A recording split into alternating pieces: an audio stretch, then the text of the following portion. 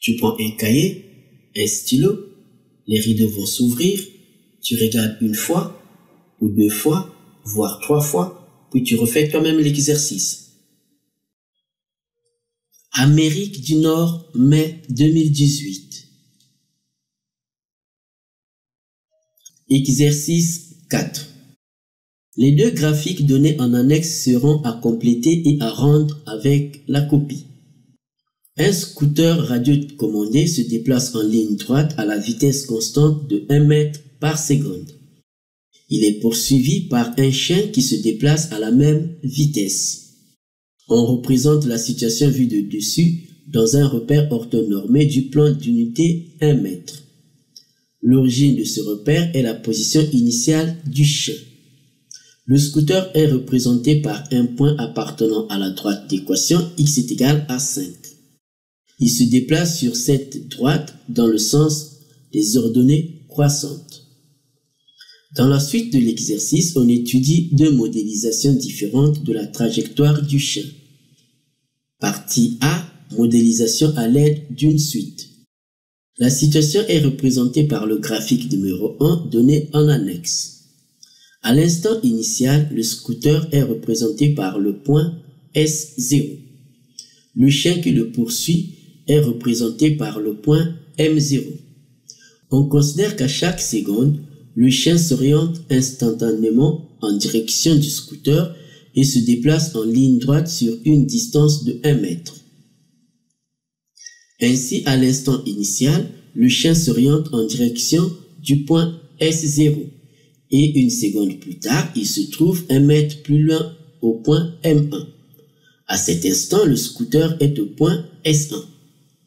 Le chien s'oriente en direction de S1 et se déplace en ligne droite en parcourant 1 mètre et ainsi de suite. On modélise alors les trajectoires du chien et du scooter par 2 suites de points notés MN et SN. Au bout de n secondes, les coordonnées du point SN sont 5n. On note xn, yn, les coordonnées du point mn. Première question.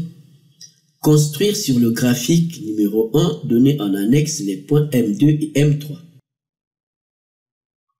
Nous avons ici la suite de l'exercice. Nous avons aussi la suite, la partie graphique ici. Nous allons corriger l'exercice 4, Amérique du Nord, mai 2018. On nous dit que les 2 graphiques donnés en annexe seront à compléter et à rendre avec la copie. Alors on nous dit, un scooter radiocommandé se déplace en ligne droite à la vitesse constante de 1 mètre par seconde. Il est poursuivi par un chien qui se déplace à la même vitesse. On représente la situation vue de dessus dans un repère orthonormé du plan d'unité 1 mètre. L'origine de ce repère est la position initiale du chien. Le scooter est représenté par un point appartenant à la droite d'équation x est égal à 5. Il se déplace sur cette droite dans le sens des ordonnées croissantes. On nous dit, dans la suite de l'exercice, on étudie 2 modélisations différentes de la trajectoire du chien. Partie A, modélisation à l'aide d'une suite. La situation est représentée par le graphique numéro 1 donné en annexe. À l'instant initial, le scooter est représenté par le point S0. Le chien qui le poursuit est représenté par le point M0. On considère qu'à chaque seconde, le chien s'oriente instantanément en direction du scooter et se déplace en ligne droite sur une distance de 1 mètre. Ainsi, à l'instant initial, le chien s'oriente en direction du point S0 et une seconde plus tard, il se trouve 1 mètre plus loin au point M1. À cet instant, le scooter est au point S1. Le chien s'oriente en direction de S1 et se déplace en ligne droite en parcourant 1 mètre et ainsi de suite. On nous dit, on modélise alors les trajectoires du chien et du scooter par 2 suites de points notés, la suite MN et la suite SN. Au bout de n secondes, les coordonnées du point SN sont 5n. On note xn, yn, les coordonnées du point mn. Première question. Construire sur le graphique numéro 1, donné en annexe les points M2 et M3. Donc on va prendre le graphique. Nous avons le graphique ici. Donc à l'instant initial, le chien se trouve au point M0 et le scooter se trouve au point S0 de coordonnées 5, 0. Donc à l'instant initial, le chien se trouve à l'origine. Donc les coordonnées de M0 c'est 0, 0. Une seconde plus tard, le chien se trouve au point M1 et le scooter se déplace d'1 mètre. Donc le scooter va se retrouver au point S1. Au départ, le chien a poursuivi le scooter dans cette direction, donc sur l'axe des abscisses. Donc on va dire que une seconde après, le chien a parcouru 1 mètre. Donc le chien se trouve à la position M1. Et le scooter s'est déplacé donc de S0 à S1. Et en ce moment, le chien va poursuivre encore le scooter. Cette fois-ci, ce n'est plus sur l'axe des abscisses, mais c'est dans cette direction. Et une seconde après, le chien va se retrouver à la position M2, c'est-à-dire le chien va parcourir 1 mètre. Et donc ici, évidemment, on a la position M2. Cependant, le scooter s'est déplacé de 1 mètre, donc à la position S2. Donc nous avons ici le scooter. Pour avoir donc le point M3, donc le chien va poursuivre le scooter dans cette direction. Donc on va tracer la droite. Le chien donc va poursuivre le scooter dans cette direction. Et une seconde après, le chien va parcourir 1 mètre. Donc le chien arrive à cette position et c'est la position M3. Donc nous avons ici les points M2 et M3. Deuxième question. On note dn la distance entre le chien et le scooter n secondes après le début de la poursuite. On a donc dn est égal à la distance mn sn. La question nous demande de calculer d0 et d1. d0 donc c'est la distance m0 s0. d1 c'est la distance m1 s1. Alors on connaît les coordonnées de m0 m1. Les coordonnées de S0, S1, donc on peut calculer ces distances. Donc on précise que M0 a pour coordonnées 0, 0, c'est l'origine du repère. Et S0, c'est le départ du scooter. Donc c'est au point d'abscisse x est égal à 5 et le scooter est sur l'axe des abscisses. Une seconde après, le chien se trouve à la position M1, c'est-à-dire le chien a parcouru 1 mètre. Donc sur l'axe des abscisses, les coordonnées de M1 sont 1, 0. Par contre, le scooter s'est déplacé de 1 mètre, mais sur la droite d'équation x est égal à 5, parallèle à l'axe des ordonnées. Donc, le scooter se trouve à la position S1, l'abscisse est toujours 5, mais l'ordonnée c'est 1, puisque le scooter a parcouru aussi 1 mètre. Donc, on connaît les coordonnées, on peut donc calculer D0. On a donc D0 qui est égal à M0 S0, on applique la formule de distance.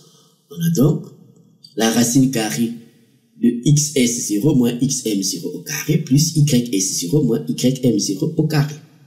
On remplace xs0 c'est 5, xm0 c'est 0, ys0 c'est 0 et ym0 c'est 0. Ce qui nous donne donc la racine carrée de 5 moins 0 au carré plus 0 moins 0 au carré. Ce qui nous donne donc la racine carrée de 5 au carré, c'est-à-dire la racine carrée de 25, qui est égale à 5. On calcule D1. D1, c'est donc la distance de M1 à S1.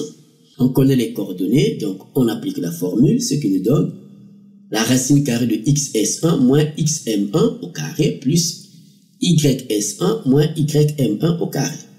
On remplace xs1, xs1, c'est 5, xm1, c'est 1, ys1 c'est 1, ym1 c'est 0. Ce qui nous donne donc la racine carrée de 5 moins 1 au carré plus 1 moins 0 au carré. Ce qui nous donne donc, ici on a donc 5 moins 1 ça fait 4, donc on obtient la racine carrée de 4 au carré plus 1 au carré qui nous donne 1. Donc on a la racine carrée de 4 au carré 16, donc plus 1 ça fait 17. Donc on a la racine carrée de 17. Troisième question. justifier que le point M2 a pour coordonnées 1 plus 4 sur la racine carrée de 17, puis 4 sur la racine carrée de 17. Alors pour justifier cela, on va prendre le graphique pour que ça soit beaucoup plus clair. Nous avons le graphique ici. Donc le point M2 est ici. Étant donné que le chien était à la position M1 en direction du scooter, donc le scooter qui se trouvait à la position S1, donc on voit bien que les points M1, M2 et S1 sont alignés. Ce qui veut dire que les vecteurs M1, M2, M1, S1 sont collinéaires. Donc on va écrire que les vecteurs M1, M2 et M1, S1 sont collinéaires. Ce qui veut dire qu'il existe une constante réelle K telle que le vecteur M1, M2 est égal à K qui multiplie le vecteur M1, S1 avec K1 réel. Donc en termes de distance, on peut donc écrire que la distance M1, M2 est égale à K qui multiplie la distance de M1, S1. Donc on va écrire qu'en termes de distance, on a donc la distance M1, M2 est égale à K qui multiplie la distance M1, S1. Et ces distances sont connues puisqu'on connaît la distance M1, S1. La distance M1, S1 c'est D1, c'est la racine carrée de 17. Par contre, la distance M1, M2, alors M1, M2, donc le chien a parcouru 1 mètre. Donc cette distance est égale à 1. Cette distance, on a calculé, c'est la racine carrée de 17. Donc on a 1 est égal à K qui multiplie la racine carrée de 17. Donc on peut tirer K. On a donc K qui est égal à M1, M2 sur M1, S1. Donc ce qui nous donne 1 sur la racine carrée de 17. On connaît la constante K, étant donné que ces deux vecteurs sont collinéaires. Donc, alors on revient au niveau de cette relation. On a donc le vecteur M1, M2 qui est égal à K qui multiplie le vecteur M1, S1.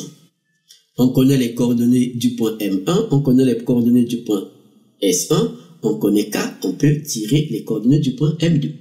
Donc on a alors XM2 moins XM1, YM2 moins YM1 est égal donc à K. K c'est 1 sur la racine carrée de 17, facteur de XS1 moins XM1 et puis YS1 moins YM1. On remplace ce qui est connu, nous obtenons donc, alors XM2 on ne connaît pas, XM1 c'est 1, YM2 on ne connaît pas, YM1 c'est 0. Donc on remplace et nous obtenons donc XM2 moins 1, YM2 moins 0 est égal à, alors ici on connaît XS1, on connaît XM1, on connaît YS1, on connaît YM1, on remplace, donc ce qui nous donne 1 sur la racine carrée de 17, facteur de 5 moins 1, et puis ici 1 moins 0. Alors 5 moins 1 ça fait 4, 1 moins 0 ça fait 1, donc on obtient XM2 moins 1, YM2 est égal à 1 sur la racine carrée de 17, qui multiplie donc 4 et 1. Alors on identifie donc les abscisses et les ordonnées. Nous obtenons donc XM2 moins 1 est égal à 1 sur la racine carrée de 17 qui multiplie 4. On identifie les abscisses, puis on identifie les ordonnées. Et nous obtenons donc XM2 moins 1 est égal à 1 sur la racine carrée de 17 multiplié par 4. Et YM2 est égal à 1 sur la racine carrée de 17. Donc on a XM2 moins 1 est égal à 4 sur la racine carrée de 17. Et YM2 est égal à 1 sur la racine carrée de 17. Ce qui nous permet donc de tirer les coordonnées. On a bien XM2 est égal à 4 sur la racine carrée de 17 plus 1. Et YM2, c'est bien 1 sur la racine carrée de 17. On retrouve bien ce qui nous a été demandé. Quatrième question. On admet que pour tout entier naturel n, nous avons donc les relations de récurrence suivantes. Xn plus 1 est égal à Xn plus 5 moins Xn sur Dn. Yn plus 1 est égal à Yn plus n moins Yn sur Dn. Petit a. Le tableau ci-dessous, obtenu à l'aide d'un tableur, donne les coordonnées des points Mn et Sn ainsi que la distance Dn en fonction de n. Quelle formule doit-on écrire dans les cellules C5 et F5 et recopier vers le bas pour remplir les colonnes C et F? Nous avons donc le tableau. Ici, nous avons la colonne A, la colonne B, la colonne C, la colonne D, la colonne E et la colonne F. Ici, nous avons le numéro des lignes. On a la première ligne, la deuxième, la troisième et ici, la 29e ligne. Alors, on nous dit, quelle formule doit-on écrire dans les cellules C5 et F5? Alors, prenons la cellule C5. C'est donc la colonne C et la ligne 5. Donc, on va marquer ici. C'est la colonne C et la ligne 5. L'intersection nous donne la cellule C5. Qu'est-ce qui se trouve dans cette cellule? Donc, le contenu de la cellule C5. On voit bien ici, on a YN. Ici, nous avons la colonne A, c'est N, donc c'est les indices. Donc, ici, on a l'indice, ici, N est égal à 0, N est égal à 1, N est égal à 2, et ainsi de suite.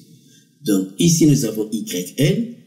On a, ici, c'est Y0, Y1, Y2. Donc, ici, le contenu de la cellule C5, c'est bien Y2.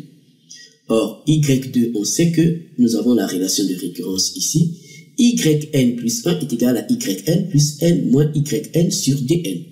Donc, pour avoir Y2, il suffit d'attribuer à N la valeur 1. Donc, en remplaçant N par 1 dans cette relation, nous obtenons Y2. On a donc Y1 plus 1, donc on va l'écrire.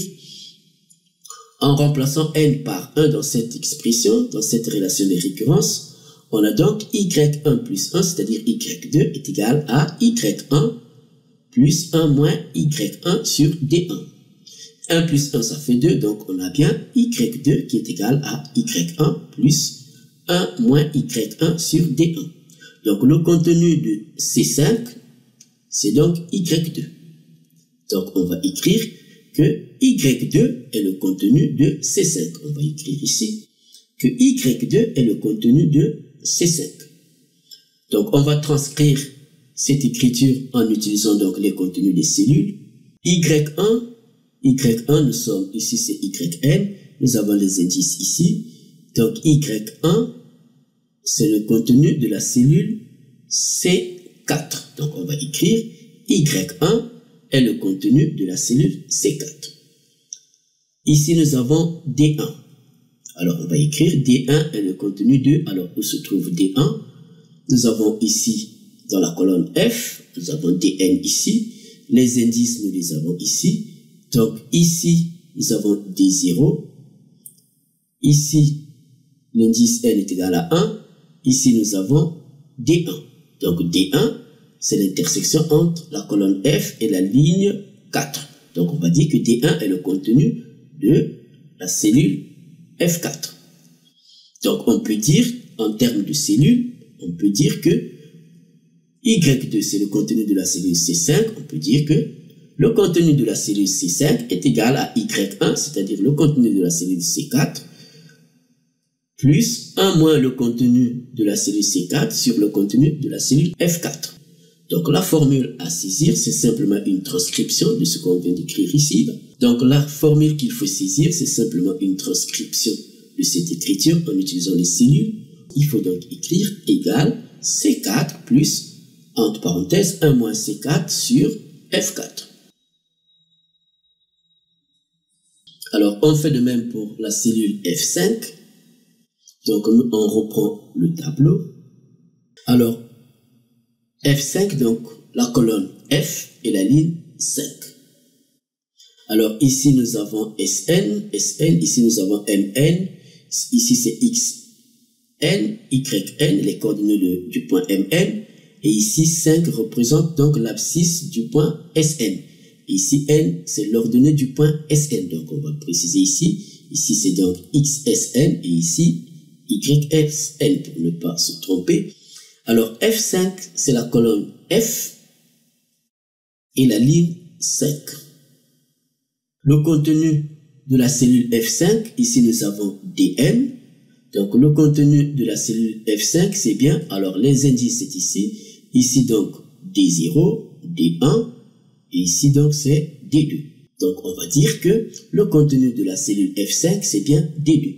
Or, on sait que, par définition, DN est égal à la distance MNSN, c'est donc la racine carrée de XSN moins XMN au carré plus YSN moins YMN au carré. Donc D2, pour avoir D2, il suffit d'attribuer à n la valeur 2. Donc D2 est égal à la distance M2S2, c'est égal à la racine carrée de XS2 moins XM2 carré plus YS2 moins YM2 au carré. Alors, on a vu que D2, on va écrire ici, c'est le contenu de F5. Le contenu de la cellule F5. Alors, on connaît D2. Ici, nous avons XS2, XM2, YS2, YM2. Alors, XS2, c'est le contenu de, alors, XS2. Ici, on a XSN. Donc, les indices, c'est ici. Ici, on a n égale 0, n égale à 1, n égale à 2. On est donc ici. Donc, XS2 correspond à D5. Donc, on va écrire que XS2 est le contenu de D5. De même, alors, XM2, on va écrire XM2 est le contenu de, alors, XM2, on est donc ici, XM2, ici c'est 0, ici c'est 1, ici c'est 2, donc XM2, c'est donc ici, ça correspond donc à la colonne B, la ligne 5. Donc on va écrire que c'est le contenu de B5. Ici nous avons YS2, alors YS2, on est ici, nous avons ici les indices, donc ici 0, 1, 2, donc YS2, on est ici. On voit bien que c'est le contenu de la cellule, alors la colonne c'est E et la ligne c'est 5. Donc on va écrire YS2 est donc le contenu de E5. Il reste YM2. Alors YM2, on est donc ici, YN c'est ici, donc ici c'est 0, 1, 2, donc on est ici. YM2, on est ici, donc c'est la cellule, la colonne C et la ligne 5. Donc c'est la cellule, c'est le contenu de la cellule C5. Donc on va écrire que YM2 est le contenu de la cellule C5. Donc on peut donc écrire en termes de cellules, on peut donc dire que le contenu de la cellule F5, c'est-à-dire D2, est égal à la racine carrée du contenu de la cellule D5 moins le contenu de la cellule B5 au carré plus le contenu de la cellule E5 moins le contenu de la cellule C5 au carré. Donc la formule à écrire, ce n'est qu'une transcription de D2 ici, donc en utilisant les cellules, c'est donc, il faut donc écrire que c'est égal à la racine carrée de D5 moins B5 à la puissance 2, c'est-à-dire au carré, plus E5 moins C5 à la puissance 2, c'est-à-dire au carré. Ici, on constate que, quel que soit l'entier naturel n, XSN est égal à 5. Donc l'abscisse du point Sn, c'est toujours 5. Donc ici, on a XS2 qui est le contenu de D5. Donc à la place de D5, on peut mettre 5. Donc on peut écrire que à la place de D5, on peut remplacer par 5. Nous avons D5 ici. Donc la formule à écrire, on peut aussi écrire cette formule. À la place de D5, on met 5. Donc on a égal racine carrée, entre parenthèses, 5 moins le contenu de la cellule B5 au carré, c'est-à-dire à la puissance 2, plus le contenu de la cellule E5 moins le contenu de la cellule C5 à la puissance 2. Petit b, on admet que la suite Dn est strictement décroissante.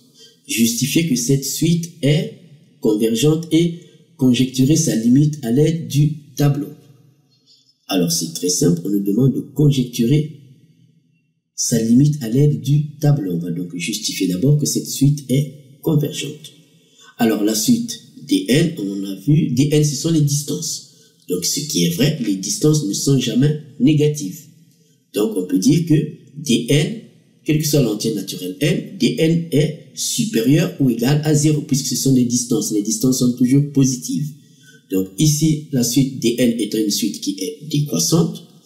Donc on sait que d'après le théorème de la convergence des suites monotones, toute suite croissante majorée converge.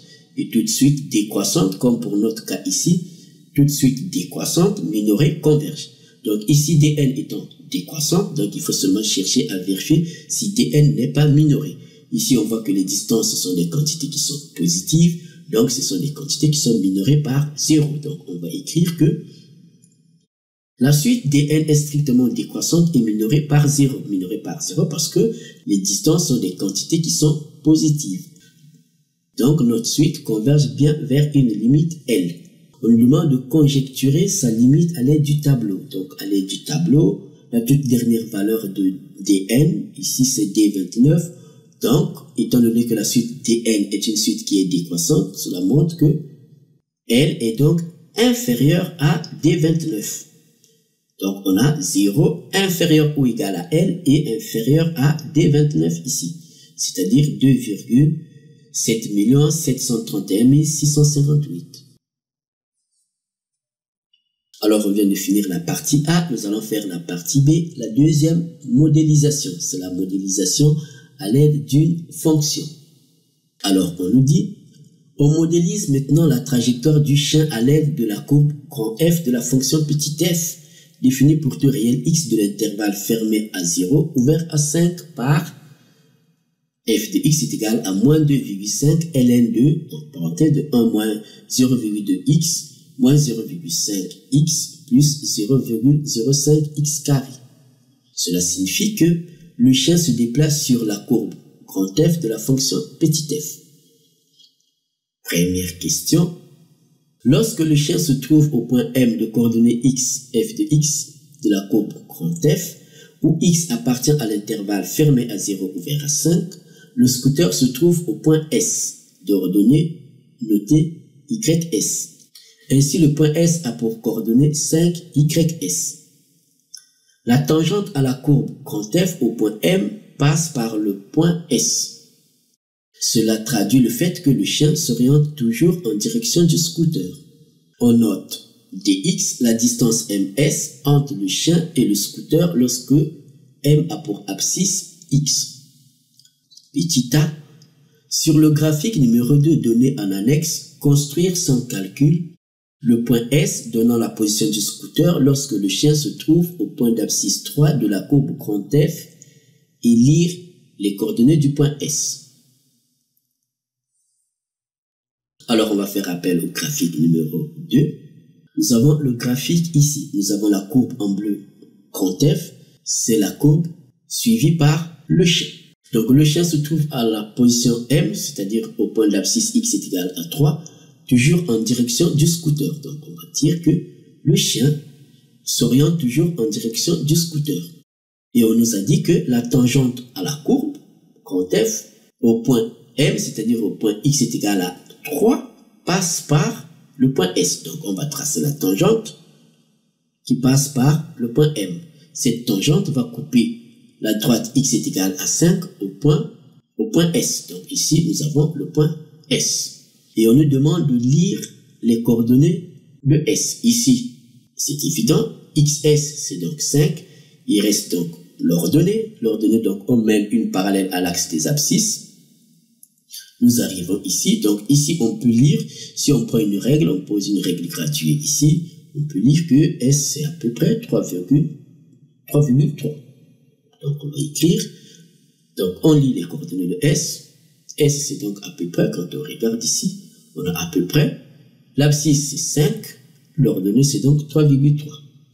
Petit b, on note f', la fonction dérivée de la fonction f sur l'intervalle fermé à 0, ouvert à 5, et on admet que pour tout réel x de l'intervalle fermé à 0, ouvert à 5, f' de x, c'est-à-dire la fonction dérivée, f' de x est égal à x facteur de 1 moins 0,1x sur 5 moins x. La question, déterminer par le calcul une valeur approchée au centième de l'ordonnée du point S lorsque le chien se trouve au point d'abscisse 3 de la courbe grand F. Alors ici, on nous demande donc de déterminer par un calcul l'ordonnée du point S. Tout ce qu'on sait, c'est que la tangente à la courbe grand F au point x est égal à 3 passe par S. On connaît l'abscisse, on connaît la fonction dérivée, on peut avoir l'équation de cette tangente. Une fois que l'équation de la tangente est connue, puisque cette tangente passe par le point S, on peut connaître l'ordonnée de S. Pourquoi? Parce qu'on connaît déjà l'abscisse. Donc, les coordonnées de S vérifient l'équation de la tangente. Donc, on va déterminer l'équation de cette tangente au point x est égal à 3. déterminons maintenant l'équation de cette tangente au point d'abscisse x est égal à 3. Alors un petit rappel de cours. L'équation de la tangente t à la courbe C en un point d'abscisse x0 est donnée par cette formule. Y est égal à f' de x0 qui est le nombre dérivé, facteur de x moins x0 plus f de x0. Alors, on va donc appliquer cette formule à notre fonction.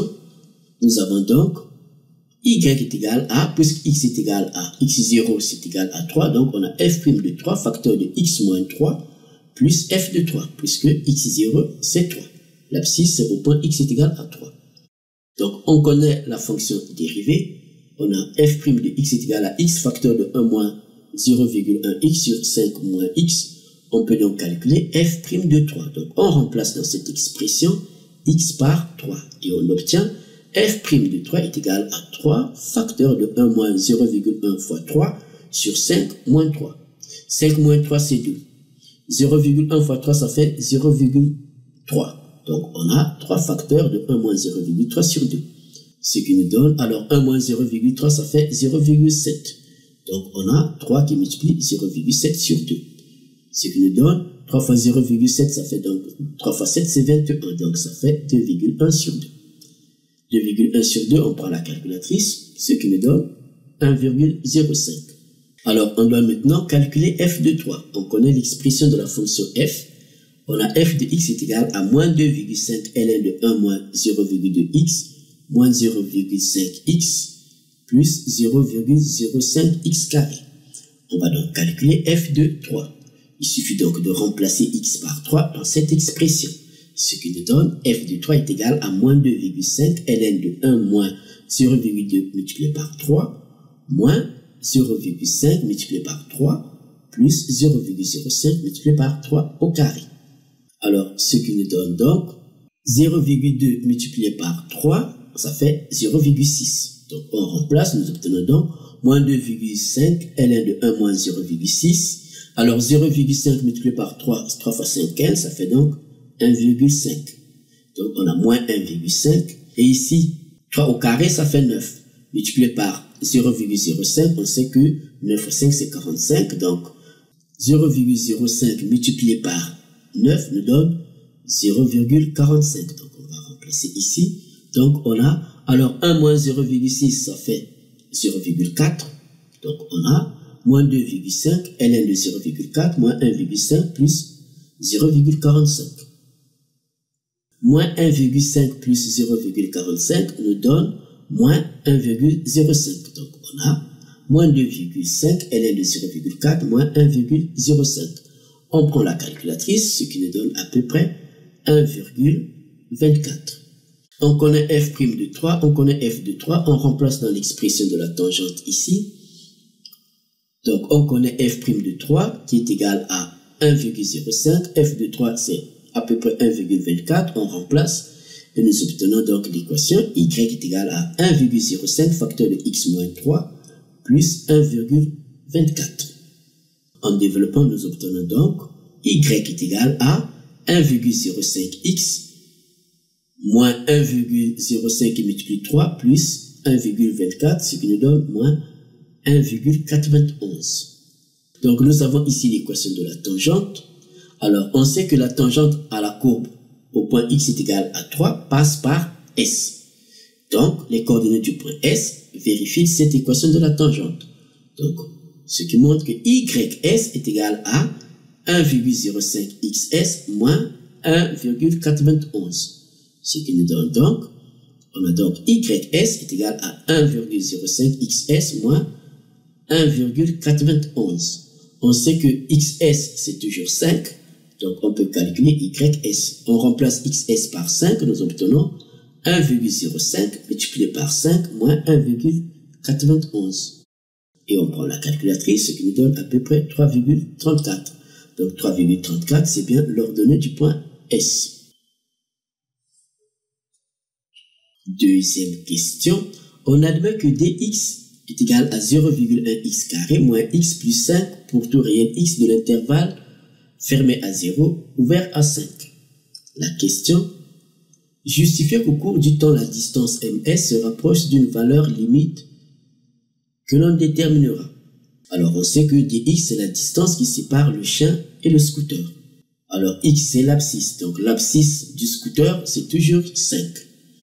Par contre l'abscisse du chien varie, donc puisque le chien se dirige en direction du scooter, donc la valeur limite de cette distance n'est rien d'autre que quand l'abscisse du chien va se rapprocher vers 5.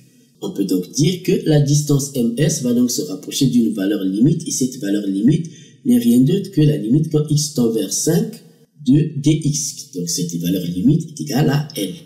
Et s'il faut déterminer cette valeur limite, donc on recalcule la limite de dx quand x va tendre vers L. On sait que la fonction dx n'est pas définie au point 5, mais on peut calculer la limite quand x tend vers 5.